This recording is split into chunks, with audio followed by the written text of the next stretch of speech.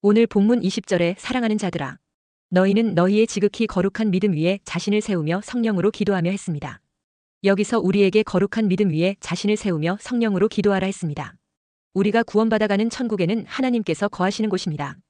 그런데 우리가 섬기는 하나님은 거룩하신 분이십니다.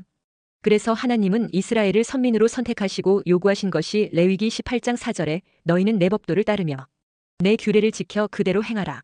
나는 너희의 하나님 여호와이니라 했습니다. 광야에서 출애굽한 자기 백성들과 만난 하나님은 첫마디가 나는 너희를 애굽 땅에서 나오게 한 너희 하나님 여호와니라 했습니다. 내가 너희를 구원했으니 너희는 내 말을 들어야 한다는 것입니다. 이것은 선택사항이 아니라 의무사항입니다. 먼저 구원하신 이후 순종을 요구하고 계십니다. 그러니까 하나님의 말씀을 듣게 하려고 구원했다는 것입니다. 구원을 믿음이라고 한다면 순종은 행함입니다. 믿음이 있으면 행함이 따라오기 때문에 믿음과 행함은 하나입니다. 마찬가지로 구원과 순종도 하나입니다. 이것은 부모와 자식 관계와 같은 것입니다. 부모가 자식을 훈육하며 가르치는 것은 온전한 사회인으로 성장시키기 위한 것입니다. 우리의 신앙도 마찬가지입니다. 하나님이 자기 백성을 말씀으로 훈육하는 것은 가나안 땅에 들어가서 불의한 모습을 보이게 되면 하나님의 이름이 모독을 당하기 때문입니다. 그래서 이런 일은 해야 하고 저런 일은 하지 말라 하면서 그 규범을 가르치고 있습니다. 하나님 말씀에 순종하라는 것은 말씀 안에 생명이 있기 때문입니다. 부모가 자식을 끊임없이 보살피는 것과 같이 하나님은 성도를 지속적인 간섭 속에서 자라게 하십니다. 간섭당하는 아이 입장에서는 부모의 잔소리가 때로는 자신에게 아픔으로 혹은 고통으로 다가올 수 있지만 그 잔소리 안에는 사랑과 생명이 담겨 있습니다. 그래서 참 아들에게 징계가 있고 사생아에게는 징계가 없는 것입니다. 구원받은 성도는 참 아들이므로 하나님으로부터 징계를 당하고 잔소리를 듣는 것은 당연합니다. 히브리서 12장 11절에서 13절에 무릇 징계가 당시에는 즐거워 보이지 않고 슬퍼 보이나 후에 그로 말미암아 연단받은 자들은 의와 평강의 열매를 맺느니라. 그러므로 피곤한 손과 연약한 무릎을 일으켜 세우고 너희 발을 위하여 곧은 길을 만들어 저는 다리로 하여금 어그러지지 않고 고침을 받게 하라 했습니다. 구원이란 하나님의 거룩함으로의 초대입니다. 그래서 이스라엘을 출애굽시킨 하나님께서 이스라엘 백성들에게 요구하신 것이 레위기 11장 45절에 내가 거룩하니 너희도 거룩할지어다입니다. 다시 말해 내가 너희를 거룩하게 하려고 구원했다는 것입니다. 성경에 나오는 하나님의 이름인 여호와라는 말은 구원자라는 뜻입니다. 나는 너희를 거룩하게 하는 여호와라라는 말은 내가 너희를 거룩하게 만든다는 뜻입니다. 거룩함을 강조하는 이유는 거룩한 인간이 되어야 하나님이 유업으로 주시는 거룩한 약속의 땅에서 살아갈 수 있기 때문입니다. 가나안 땅은 거룩한 땅으로 거룩한 자가 아니면 살아갈 수 없는 곳입니다. 그래서 그 땅의 주민들 풍속을 본받지 말라는 것입니다. 만일 그 땅 사람들의 악한 풍속을 쫓아 살게 되면 그 땅이 너희를 토하여 낸다고 했습니다. 그러니까 가나안 땅에 들어가는 것도 중요하지만 더 중요한 것은 그 땅에서 살아갈 수 있는 인간이 되어야 한다는 것입니다. 이스라엘 백성들이 광야 생활을 시작하면서 주신 말씀이 내가 거룩하니 너희도 거룩할지어다 한 것입니다. 이것은 앞으로 40년 동안 가나안에서 살아갈 수 있는 인간으로 만들어 가시겠다는 것입니다. 광야 40년은 가나안 땅에서 살아갈 수 있는 인간을 만드는 훈련 기간이라는 것입니다. 우리가 주의 은혜로 예수 믿고 이 광야 같은 세상을 살아가는 기간은 영원한 가나안인 천국에 가서 살아갈 수 있는 성도가 될 수 있도록 훈련받는 기간인 것입니다. 아버지의 집인 천국을 유업으로 받는데 부족함이 없도록 다듬어지는 시간이며 아버지의 마음을 품고 아버지의 마음을 알아가는 기간입니다. 거룩함이란 부정하고 더러운 죄악과는 구별한다라는 말입니다. 아담 하와가 에덴 동산에서 부패 타락하여 범죄하여 부정하게 되었습니다. 그러나 하나님은 창세전에 택한 자들을 예수 그리스도의 십자가 대속의 피로 구원받게 하여 하나님의 아들로 삼기로 작정하신 것이었습니다. 이것을 예표하는 것이 이스라엘이 출애굽할 때 어린 양의 피로 죽음의 죄를 씻고 사망의 재앙에서 구원받게 하신 것입니다.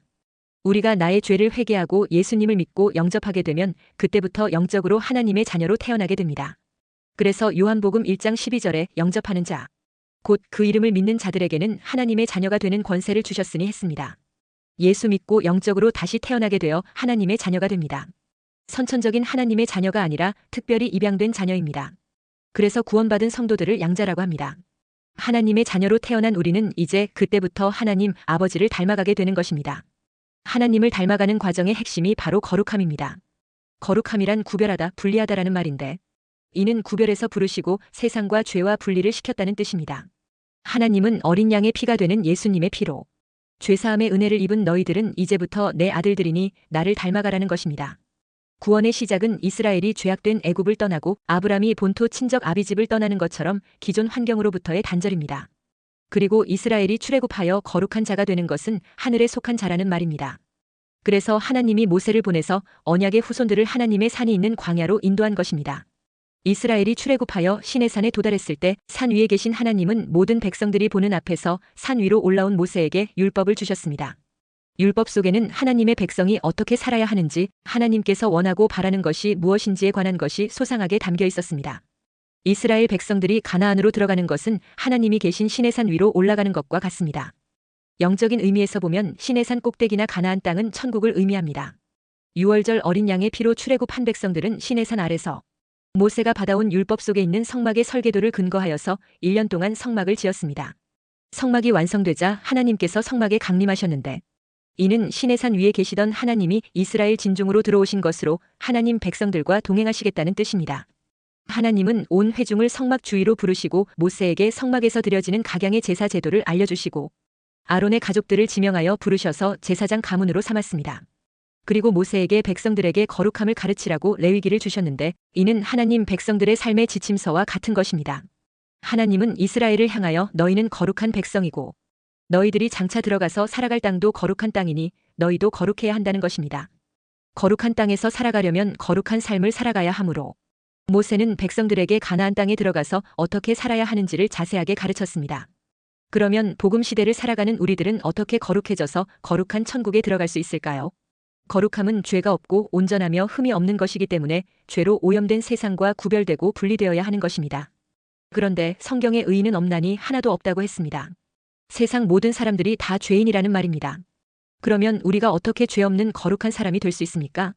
그런데 죄가 없으신 단 한 분이 계시는데 그분이 바로 예수님입니다.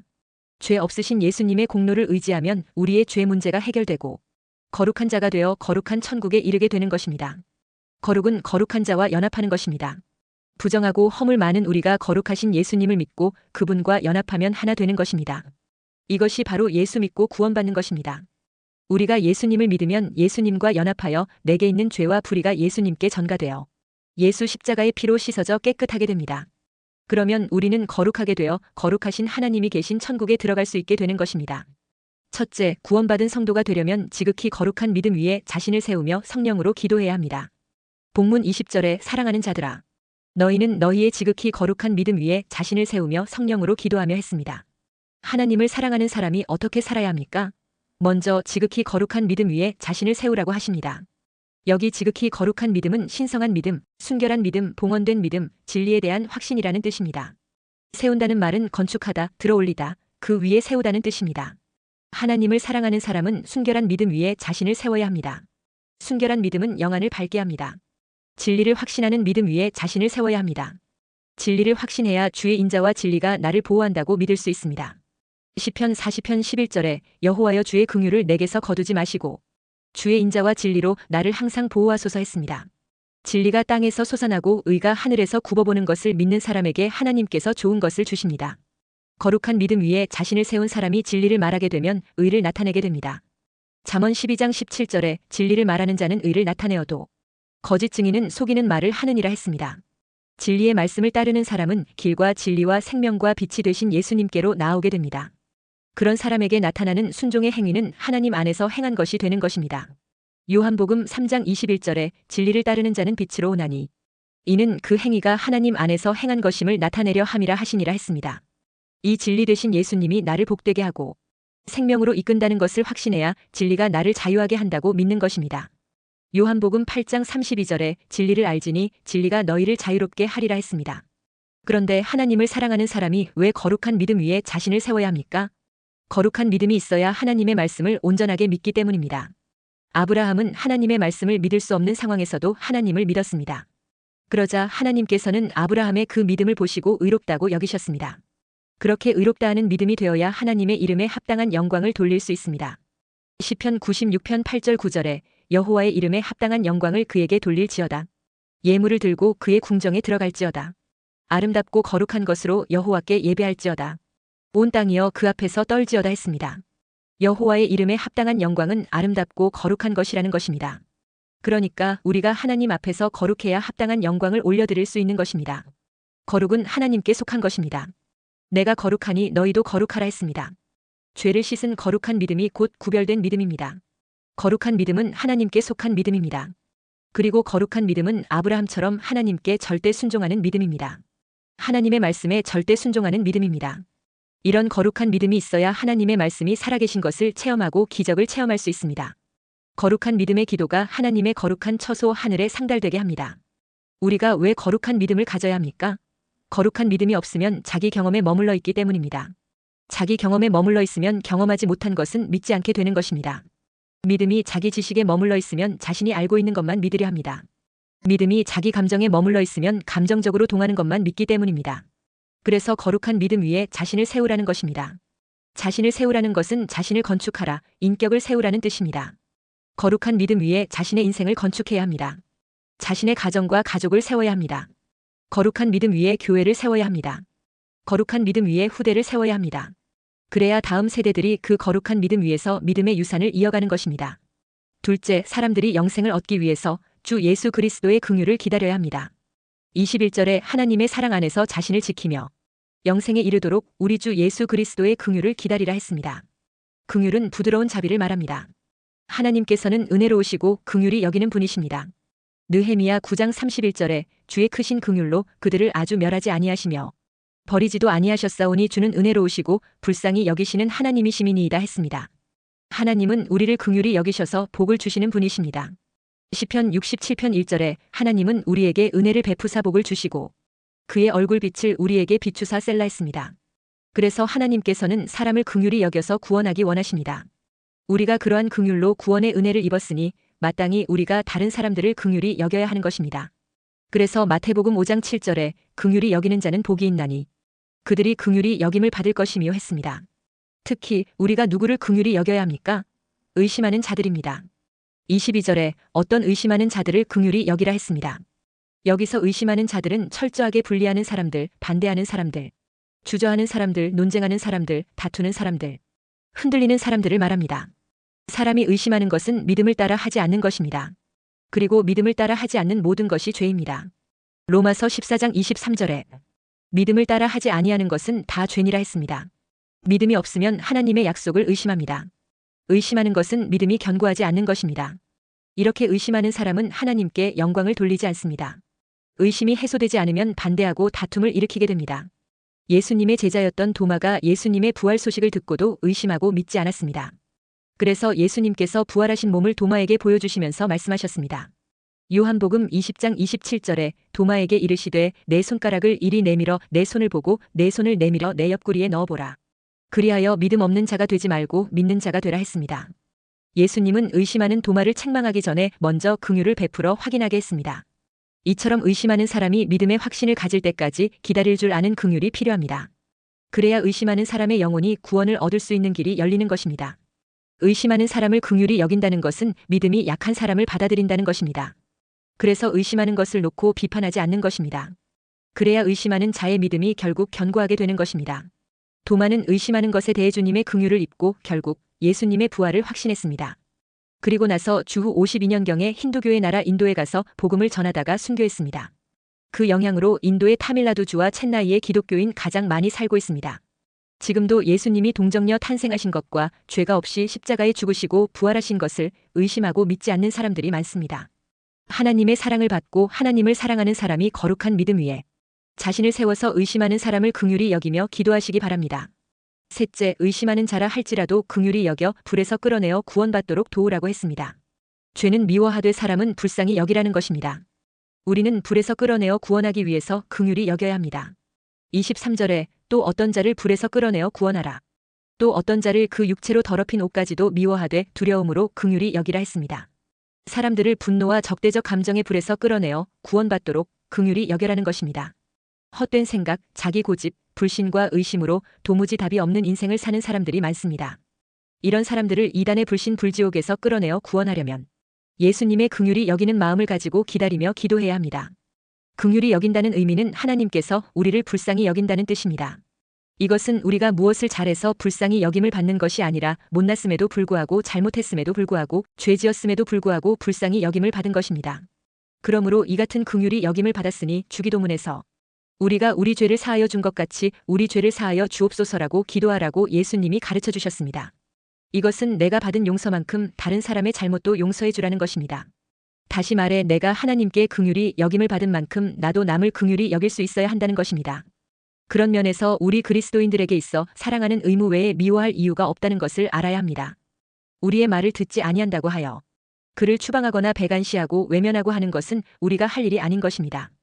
우리 주변에는 말씀을 의심하는 자가 있고 아예 이단의 지옥의 불 가운데 빠져들어가는 자가 있고 정욕을 쫓아 육체로 더럽히고 있는 사람들이 있습니다. 그래서 22, 23절에 어떤 의심하는 자들을 긍휼히 여기라. 또 어떤 자를 불에서 끌어내어 구원하라. 또 어떤 자를 그 육체로 더럽힌 옷까지도 미워하되 두려움으로 긍휼히 여기라 했습니다. 그러니까 구원의 복음을 듣고 의심하고 비방하는 자들을 향하여 대적하거나 같이 미워하고 하지 말라는 것입니다. 그런 사람이 도발한다고 흥분하여 너 같은 사람들은 구원받을 자격도 없다고 하지 말라는 것입니다. 그들도 하루속히 성령의 감화 감동을 받아 우리 안에 돌아오기를 위하여 기도해야 합니다. 원수를 위하여 기도하고 핍박하는 자를 위하여 복을 빌어주어야 합니다. 예수님은 악한 사람을 선한 사람으로 만들기 위하여 이 낮고 천한 땅에 친히 찾아오셨습니다. 잃은 자를 찾아 구원하러 오신 것입니다. 그러니 오늘날의 우리 교회도 그렇게 해야 합니다. 항상 선한 사람들만 있는 것은 아닙니다. 악한 사람들, 교회를 비방하는 사람들도 있습니다. 그런 사람들을 감화 감동시켜 교회로 돌아오게 해야 합니다. 잃어버린 자를 회복하는 힘이 없는 교회라면 이미 교회가 아닌 것입니다.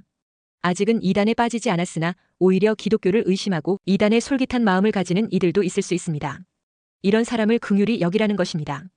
베드로전서 3장 15절에 너희 마음에 그리스도를 주로 삼아 거룩하게 하고 너희 속에 있는 소망에 관한 이유를 묻는 자에게는 대답할 것을 항상 준비하되 온유와 두려움으로 하고 했습니다. 우리는 항상 인생의 진정한 소망에 대하여 알고 있어야 하고 말할 것을 준비하고 있어야 하는 것입니다. 그리고 우리 마음에 그리스도를 주님으로 삼아 구별된 삶을 살아야 합니다. 그래서 우리는 항상 거룩한 소망을 가지고 있어야 합니다. 소망이 있는 사람은 행동하는 하나하나가 다릅니다. 불신자들의 눈에도 소망이 있는 사람은 다르게 비치게 되어 있는 법입니다. 그리고 혹시 물어오면 긍휼히 여기며 친절하게 대답해 주어야 합니다. 23절에 또 어떤 자를 불에서 끌어내어 구원하라 했습니다.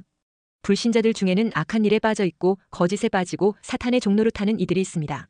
이들은 확실하게 잘못된 길을 걷고 있는 자들입니다. 그런데 이들은 자기가 잘못된 길을 걷고 있는지 알지도 못하는 이들이 대부분입니다. 이들은 우리가 끌어내어야 할 전도 대상자들입니다. 그런데 우리들이 열심히 믿지 아니하면 이러한 사람을 상대하여 이끌어내기가 쉽지 않습니다. 그런 이들을 그냥 내버려두면 그들은 영원히 하나님의 말씀을 들을 기회를 얻지 못하는 것입니다. 우리는 단단히 하나님의 말씀으로 무장하고 확신을 가지고 있어야 합니다. 그리고 우리는 나 혼자는 잘 믿는 것 같은데 다른 사람에게 믿으라고 말하려고 하면 말문이 막히는 사람들이 아주 많습니다. 그렇기 때문에 훈련을 받아야 합니다. 복음 전도하는 훈련을 해야 합니다. 입에 익혀지도록 하여 말문이 열리도록 해야 자신감이 생깁니다. 그리고 우리는 여러 가지 관계성을 가지고 찾아내어 전도해야 합니다. 그리고 23절에 또 어떤 자를 그 육체로 더럽힌 옷까지도 미워하되 두려움으로 긍휼히 여기라 했습니다.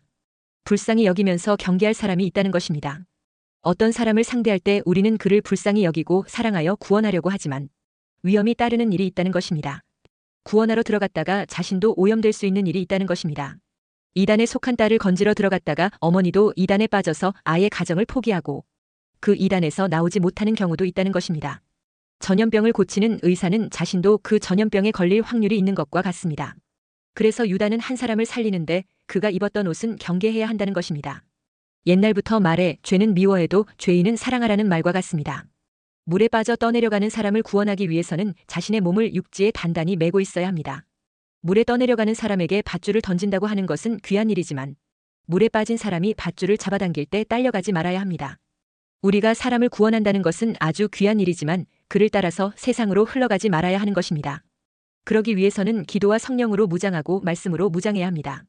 우리들 주변에는 기독교에 대해 의심하는 자들, 이단의 불 속에 빠져 있는 자들, 온갖 죄악과 이단 사설에 오염되어 있는 사람들이 있습니다. 이들을 구원하기 위해서는 만반의 준비와 각오가 필요합니다. 그러므로 오늘날 우리는 나 혼자만 잘 믿는 것이 아니라 단단히 기도와 말씀으로 무장하여 우리 주변에 죽어가는 수많은 영혼을 건져내어 살려내는 능력 있는 신앙을 가지게 되시기를 축원합니다.